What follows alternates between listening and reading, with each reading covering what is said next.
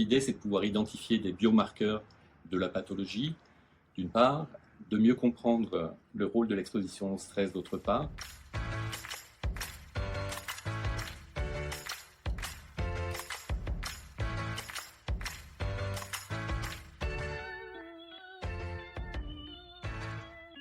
Bonjour, donc je m'appelle François Tronche, je suis directeur de recherche au CNRS et je dirige une équipe qui est une équipe CNRS, INSERM et Sorbonne Université à Jussieu, qui s'appelle Expression des gènes et comportements adaptatifs.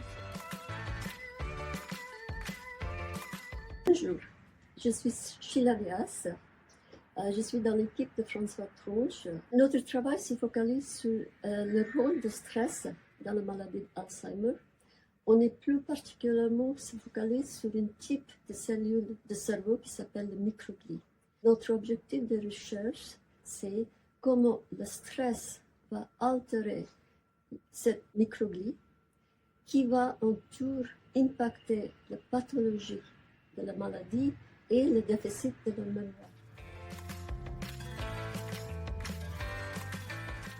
Le stress chronique va toucher une région du cerveau qui est touchée dans la maladie d'Alzheimer, qui est le hippocampe. Le hippocampe est très vulnérable au stress. Et à échelle cellulaire et moléculaire, les altérations qu'on trouve dans les neurones par le stress chronique sont les mêmes qu'on trouve dans la pathologie de maladie d'Alzheimer. C'est-à-dire qu'il y a un lien entre les deux.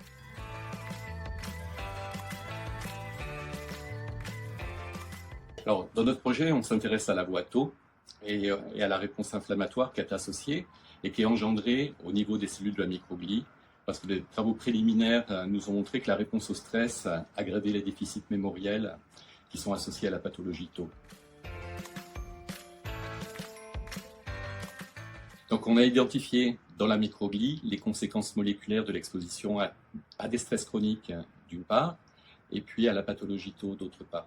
L'idée, c'est de pouvoir identifier des biomarqueurs de la pathologie, d'une part, de mieux comprendre le rôle de l'exposition au stress, d'autre part, et puis ainsi de pouvoir agir en amont éventuellement sur les facteurs de stress auxquels les gens sont exposés, mais aussi, bien sûr, de mieux comprendre les mécanismes moléculaires qui sont liés à l'inflammation et ainsi obtenir potentiellement de nouvelles cibles thérapeutiques qui pourraient être utilisées.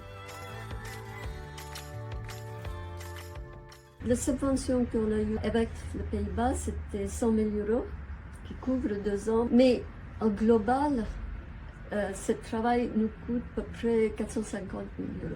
Le rôle de la Fondation Vaincre Alzheimer, il est essentiel en fait. Il nous permet de couvrir une partie des consommables et le séquençage pour notre équipe.